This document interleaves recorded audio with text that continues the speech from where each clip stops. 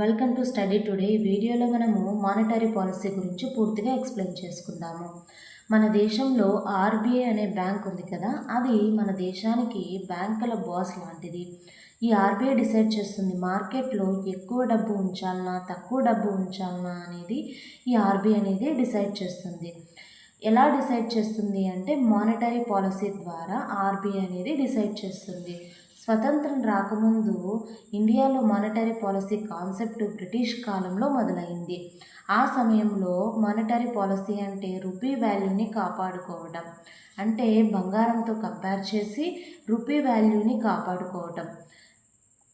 మనం ఎక్కువగా ఇంపోర్ట్ చేసుకుంటే రూపీ వాల్యూ పడిపోతుంది, తక్కువగా ఇంపోర్ట్ చేసుకొని మనమే వస్తువుల్ని పంటల్ని పండించుకుంటే రూపీ వాల్యూ అనేది పెరుగుతుంది. అది ఏ విధంగా పెరుగుతుంది, అది ఏ విధంగా తగ్గుతుంది అనే దాని గురించి పూర్తి వీడియోలో మనము ఎక్స్ప్లెయిన్ చేసుకుందాము. 1935కి ముందు ఇండియాలో సెంట్రల్ బ్యాంక్ అనేది లేకపోవడంతో, సెంట్రల్ బ్యాంక్ అంటే ఏంటి, ఇప్పుడు మనకు సెంట్రల్ బ్యాంక్ ఆర్బీఐ ఉంది కదా, అదే విధంగానే 1935 ముందు ఇండియాలో సెంట్రల్ బ్యాంక్ అనేది లేకపోవడంతో మానిటరీ పాలసీ కాన్సెప్ట్ బలంగా ఉండేది కాదు. ఆ సమయంలో కరెన్సీ జారీ చేసే హక్కు ప్రెసిడెన్సీ బ్యాంకుకు, ఇంపీరియల్ బ్యాంక్ ఆఫ్ ఇండియాకు ఉండేది కాదు. ఓకే, బ్రిటిష్ ప్రభుత్వం ఆర్థిక అవసరాల మేరకు డబ్బు సరఫరాను కంట్రోల్ చేసేది కానీ గ్రోత్, ఎంప్లాయ్మెంట్ పట్టించుకునేది కాదు. తర్వాత ఆర్బీఐ అనేది 1935లో స్థాపించడం జరిగింది. అంటే మన వాళ్ళందరూ ఫైట్ చేయడం జరిగింది బ్రిటిష్ వాళ్ళతో, మాకు ఈ ప్రభుత్వం వద్దు అని. తర్వాత డిక్లేర్ చేసి ఆర్బీఐ అనేది స్థాపించడం జరిగింది. 1935లో ఆర్బీఐ స్థాపించబడింది. ఆర్బీఐ ప్రధానంగా 1935 నుంచి 1947 వరకు foreign exchange policy, inflation control మీద దృష్టి పెట్టింది. ఫారెన్ ఎక్స్చేంజ్ పాలసీ అంటే ఏమిటి, ఇన్ఫ్లేషన్ అంటే ఏమిటి అనేది మనకు ఫర్దర్గా మీకు పూర్తిగా అర్థమవుతుంది. అప్పట్లో మన దేశాన్ని కొలోనియల్ ఎకానమీ కాబట్టి ప్రజల అవసరాలు కంటే బ్రిటిష్ ఆర్థిక అవసరాలకు ప్రాధాన్యం ఇచ్చేవారు. ఇక్కడ కొలోనియల్ అంటే ఒకరు మన మీద పెత్తనం చలాయించే పరిపాలనని మనము కొలోనియల్ ఎకానమీ అని అంటాము. 1861 ప్రీ ఇండిపెండెన్స్ టైంలోనే పేపర్ కరెన్సీ యాక్ట్ వచ్చింది. దీనివల్ల కరెన్సీ జారీ చేసే అధికారము బ్రిటిష్ గవర్నమెంట్ ఆఫ్ ఇండియా చేతిలోకి వెళ్ళింది. ఆర్బీఐ స్థాపించిన తర్వాత ఈ కరెన్సీ అధికారాలు, బ్యాంకు నియంత్రణ, మానిటరీ పాలసీ అమలు చేయడం ఆర్బీఐ చేతిలోకి వచ్చింది. తర్వాత స్వతంత్రం తర్వాత 1947 నుంచి 1991, స్వతంత్రం తర్వాత ఇండియాలో 5 ఇయర్స్ ప్లాన్ వేసుకొని దీని ప్రకారంగా డెవలప్ చేస్తూ వెళ్ళారు. అభివృద్ధి, రుణాల సరఫరా చేయటం, వ్యవసాయం, పరిశ్రమలకు రుణాలు సరఫరా చేయటంలో అభివృద్ధికి ఎంతో దోహదపడింది అని చెప్పుకోవచ్చు. 1991, 2006 సంవత్సరంలో 1991లో లిబరలైజేషన్, ప్రైవేటైజేషన్, గ్లోబలైజేషన్ వచ్చాయి. మార్కెట్ ఓరియంటెడ్ పాలసీస్ని తీసుకొచ్చారు. 2016 నుంచి ప్రజెంట్ వరకు 2016లో ఎంపీసీ ఏర్పాటైంది. మానిటరీ పాలసీ కమిటీ అనేది ఏర్పాటైంది. ఆర్బీఐ ఎంపీసీకి ఇప్పుడు ఇన్ఫ్లేషన్ టార్గెటింగ్ ఫ్రేమ్వర్క్ కింద పనిచేస్తుంది. ఇన్ఫ్లేషన్ టార్గెటింగ్ ఫ్రేమ్వర్క్ అంటే, ఇన్ఫ్లేషన్ అంటే ఏంటి, సడన్గా రేట్లు పెరగడం, సడన్గా రేట్లు పెరిగేదాన్ని మనము ఇన్ఫ్లేషన్ అని అంటాము. ఈ ఇన్ఫ్లేషన్ని టార్గెట్ చేస్తూ ఈ ఎంపీసీ అనేది దీని కింద పనిచేస్తుందన్నమాట, మానిటరీ పాలసీ కమిటీ. తర్వాత రూపాయి విలువ పెరగాలంటే ఏం చేయాలి, విదేశీ పెట్టుబడులు పెరగటం, అంటే ఫారిన్ ఇన్వెస్ట్మెంట్స్ మన ఇండియాలో పెరగటం. ఎక్కువ మంది విదేశీ ఇన్వెస్టర్స్ భారతదేశంలో డబ్బు పెడితే రూపాయిపై డిమాండ్ పెరుగుతుంది, విలువ పెరుగుతుంది అన్నమాట. అంటే ఇప్పుడు వాళ్ళ దగ్గర ఉన్న విదేశీ వాళ్ళ దగ్గర ఉన్న డబ్బులు మన ఇండియాలో ఇన్వెస్ట్మెంట్ చేస్తే మన ఇండియన్ కరెన్సీలోకి మార్చుకోవాలి.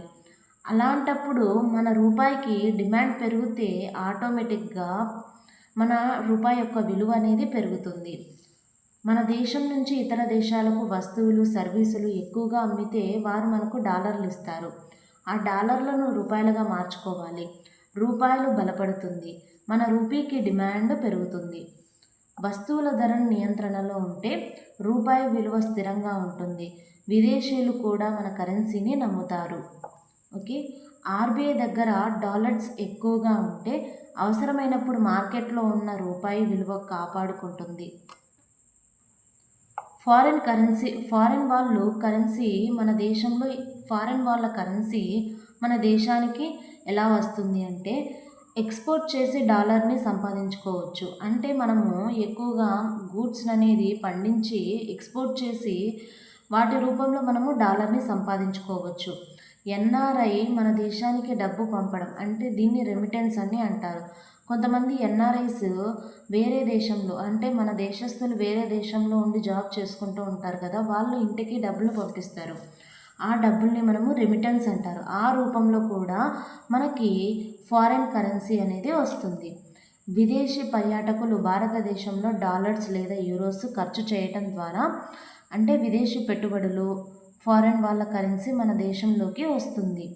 అంటే విదేశీ పర్యాటకులు ఏం చేస్తారు, భారతదేశంలో పర్యటన చేయడం కోసం వాళ్ళ దగ్గర ఉన్న డాలర్స్ కానివ్వండి, యూరోస్ కానివ్వండి, మన దగ్గర ఖర్చు చేయాలి అంటే ముందు మన రూపీలోకి కన్వర్ట్ చేసుకోవాలి కదా, ఆ రూపంలో కూడా ఫారెన్ వాళ్ళ కరెన్సీ మన దేశంలోకి వస్తుంది. ఇలాంటప్పుడు రూపాయి విలువ ఎలా పెరుగుతుంది? మన దగ్గర ఎక్కువ డాలర్స్ వస్తే మార్కెట్లో డాలర్ సరఫరా ఎక్కువ అవుతుంది. కానీ అందరూ ట్రాన్సాక్షన్స్ రూపీస్లోనే చేయాలి కాబట్టి వాళ్ళ డాలర్లు అమ్మి రూపీస్ని కొంటారు. అంటే డిమాండ్ అనేది పెరుగుతుంది. డిమాండ్ పెరిగితే రూపాయి యొక్క విలువ కూడా పెరిగినట్లే. ఫర్ ఎగ్జాంపుల్, ఒక డాలర్ యొక్క విలువ 85 రూపాయలు ఉంటే మార్కెట్లో డాలర్ ఎక్కువగా రావటం వలన డిమాండ్ పెరుగుతుంది. అది $1 = 82 రూపీస్ అయ్యే అవకాశం ఉంది. ఎలా లెక్కిస్తారు అంటే demand for USD divided by supply of USD. అంటే డిమాండ్ ఫర్ యూఎస్డి అంటే ఏంటి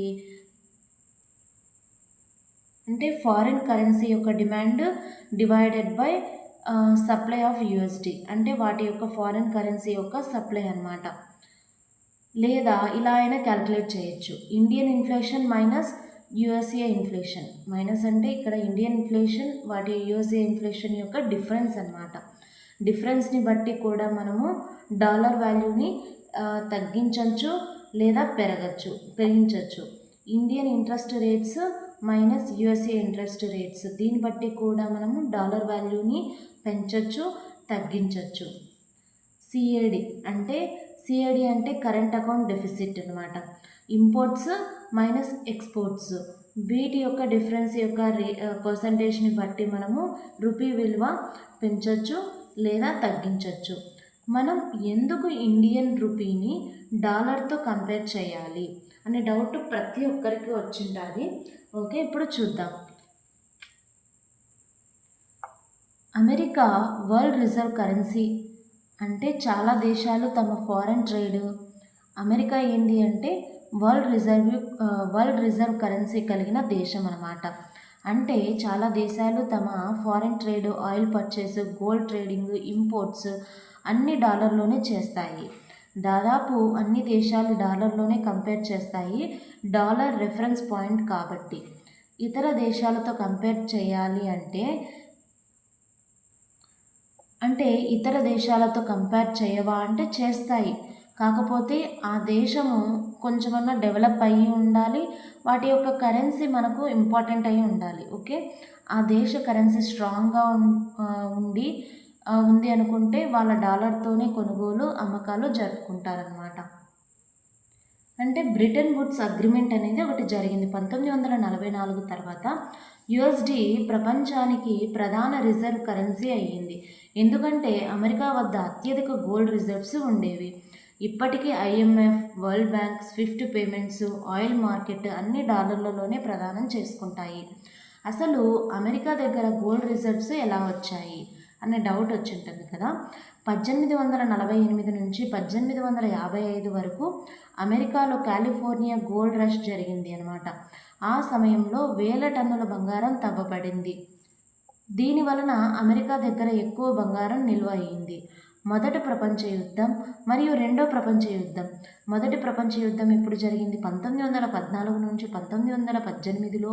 రెండో ప్రపంచ యుద్ధం 1939 నుంచి 1945 సమయంలో యూరోప్ దేశాలు అంటే ఇంగ్లాండు, ఫ్రాన్స్, జర్మనీ వంటివి మొదలైనవి యుద్ధ ఖర్చుల కోసం అమెరికా నుంచి ఆహారము, ఆయుధాలు సరఫరాలు కొనుగోలు చేశాయి. వాళ్ళు డాలర్స్ని చెల్లించలేకపోయినప్పుడు బంగారాన్ని పంపించారు. దీని ఫలితంగా అమెరికాలో గోల్డ్ రిజర్వ్స్ ఎక్కువయ్యాయి అన్నమాట. యుద్ధం తర్వాత బ్రిటన్ వుడ్స్ కాన్ఫరెన్స్ యుఎస్ఏలో జరిగిందనమాట. దీంతో యుఎస్ డాలర్ వరల్డ్ రిజర్వ్ కరెన్సీగా నిర్ణయించారు. ఈ సమయంలో అమెరికా దగ్గర ప్రపంచ బంగారంలోనే 70% కంటే ఎక్కువ రిజర్వ్స్ ఉండేవి. అందుకే డాలర్ని బంగారంతో నేరుగా లింక్ చేశారనమాట. 1971లో రిచర్డ్ నిక్సన్ డాలర్ని గోల్డ్తో లింక్ చేయటం ఆపేశారు. అప్పటి నుంచి అమెరికా డాలర్లు బంగారంతో లింక్ కాకుండా పెట్రో డాలర్ సిస్టమ్ అంటే ఆయిల్ ట్రేడ్తో డాలర్ అనేది బలంగా మారింది. అంటే ముందంతా గోల్డ్తో కంపేర్ చేసేవాళ్ళు, ఇప్పుడు డాలర్ని ఆయిల్ ట్రేడ్తో కంపేర్ చేస్తున్నారు.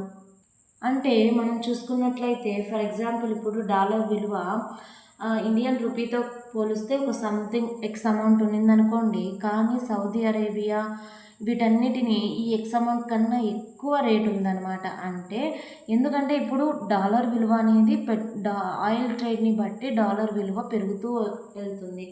అంటే ఫర్ ఎగ్జాంపుల్ ఇప్పుడు అమెరికా డాలర్ కన్నా సౌదీ అరేబియా వాళ్ళ యొక్క డాలర్ యొక్క విలువనే ఎక్కువ అయింది.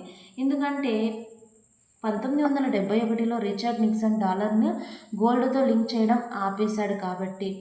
తర్వాత అమెరికన్ డాలర్ను బంగారంతో కాకుండా పెట్రో డాలర్ సిస్టమ్ ద్వారా బలంగా మారింది.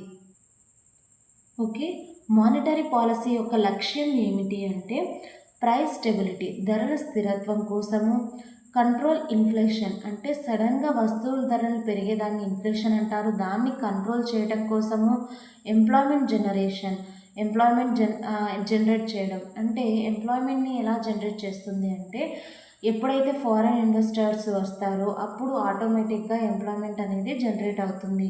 ఎకనామిక్ గ్రోత్ కోసము, ఎక్స్చేంజ్ రేటు ఇంక్రీజ్ లేదా స్టెబిలిటీ అంటే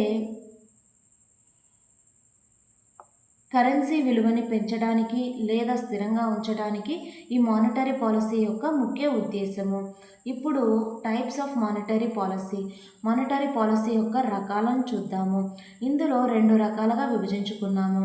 ఎక్స్పాన్షనరీ పాలసీ, కాంట్రాక్షనరీ పాలసీ అనమాట. మార్కెట్లో డబ్బు ప్రవాహాన్ని పెంచే విధానాన్ని మనము ఎక్స్పాన్షనరీ పాలసీ అని అంటాము. మార్కెట్లో డబ్బు ప్రవాహాన్ని తగ్గించే విధానాన్ని కాంట్రాక్షనరీ పాలసీ అని అంటాము. ఓకే, మానిటరీ పాలసీని ఆర్బీఐ రూపొందించి అమలు చేసింది. మానిటరీ పాలసీ కమిటీలో 6 మంది సభ్యులు ఉంటారు. అందులో ఆర్బీఐ గవర్నర్ ఒకరు, ఆర్బీఐ నుంచి ఒక సీనియర్ అధికారి, ప్రభుత్వం నియమించే 3 మంది సభ్యులు అనేది ఉంటారు. ఈ ఎంపీసీ మానిటరీ పాలసీ కమిటీ స్థాపన ఎప్పుడు జరిగింది అంటే 2016లో జరిగింది. Next tools of monetary policy యొక్క ఆయుధాలు ఏంటి? ఓకే, ఇన్ఫ్లేషన్ని ఎలా తగ్గిస్తుంది, గ్రోత్ని అనేది ఎలా పెంచుతుంది అంటే ఈ ఆయుధాలని బేస్ చేసుకొని మానిటరీ పాలసీ వర్క్ అవ్వడం జరుగుతుంది. ఇందులో మనకి 2 టైప్స్గా డివైడ్ చేసుకున్నాము. Qualitative tools, quantitative tools. డబ్బుని ఎక్కడ వినియోగించబడుతుందో అక్కడ నియంత్రించబడుతుంది ఈ క్వాలిటేటివ్ టూల్స్ అన్నమాట. డబ్బు సరఫరా నియంత్రించడానికి ఉపయోగిస్తారు ఈ క్వాలిటేటివ్ టూల్స్ అన్నమాట. ఓకే, క్వాలిటేటివ్ టూల్స్ వచ్చేసి credit rationing, consumer credit regulation, margin requirement, moral suasion, direct action. ఈ 5 క్వాలిటేటివ్ టూల్స్ అన్నమాట. వాటి గురించి ఇప్పుడు చూద్దాము. ఆర్బీఐ కొన్ని రంగాలను ఫర్ ఎగ్జాంపుల్ లగ్జరీ వస్తువులను రుణాలు పరిమితి పెడుతుంది.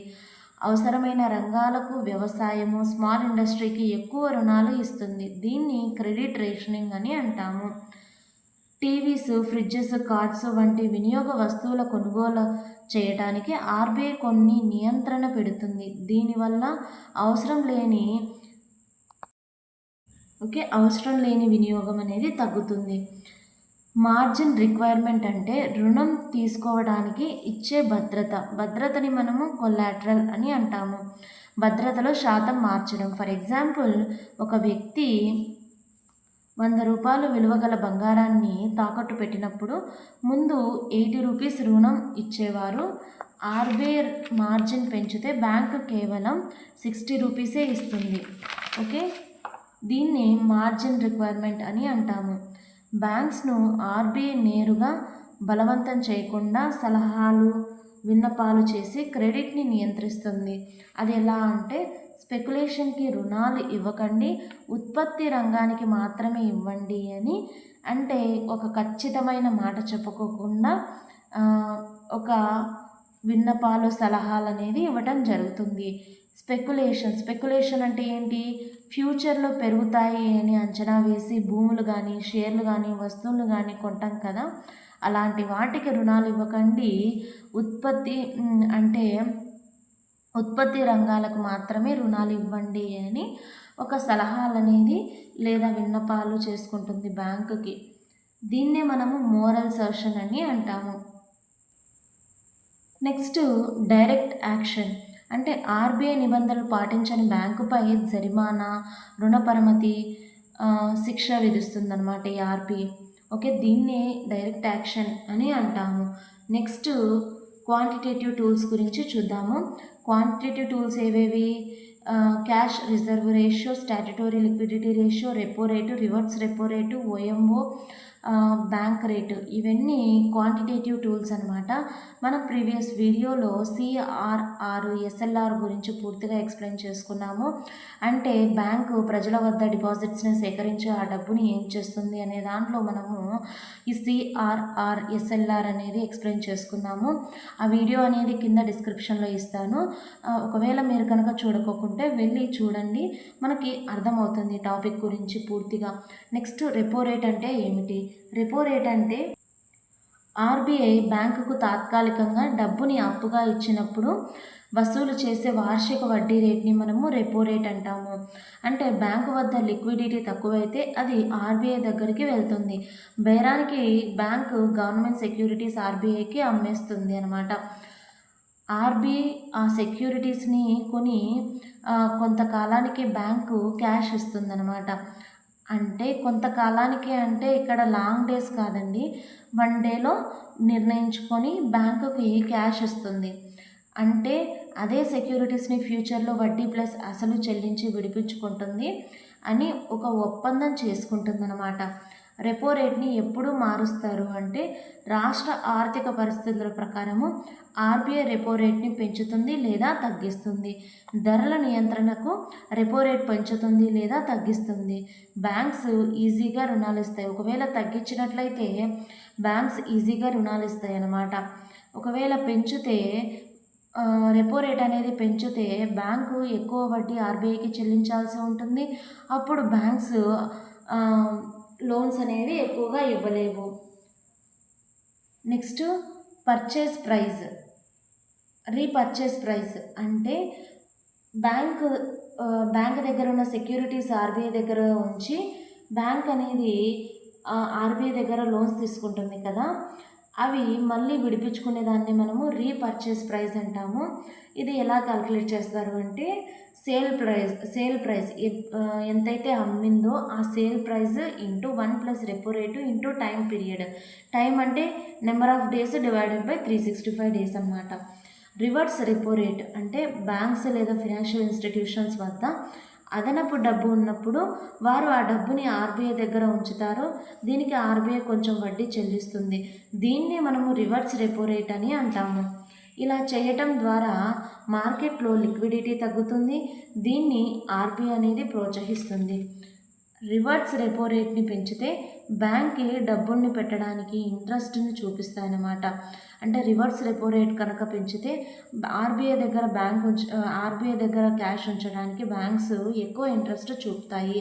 ఈ రివర్స్ రెపో రేట్ని ఎలా క్యాలిక్యులేట్ చేస్తారు అంటే, principal into reverse repo rate into time period. దీని ప్రకారము ఆర్బీఐ బ్యాంక్స్కి లేదా ఫినాన్షియల్ ఇన్స్టిట్యూషన్స్కి డబ్బుని చెల్లిస్తాయి. Okay. Next open market operations. OMO అనేది ఆర్బీఐ మార్కెట్లో గవర్నమెంట్ సెక్యూరిటీస్ని కొనటం లేదా అమ్మటం ద్వారా మార్కెట్లో లిక్విడిటీను నియంత్రించే ఒక ప్రధాన quantitative tool of monetary policy అని చెప్పుకోవచ్చు. నెక్స్ట్ బ్యాంక్ రేట్ అంటే ఆర్బీఐ కమర్షియల్ బ్యాంకుకు దీర్ఘకాలిక రుణాలు ఇస్తున్నప్పుడు వసూలు చేసే వడ్డీ రేట్లని బ్యాంక్ రేట్ అని అంటాము.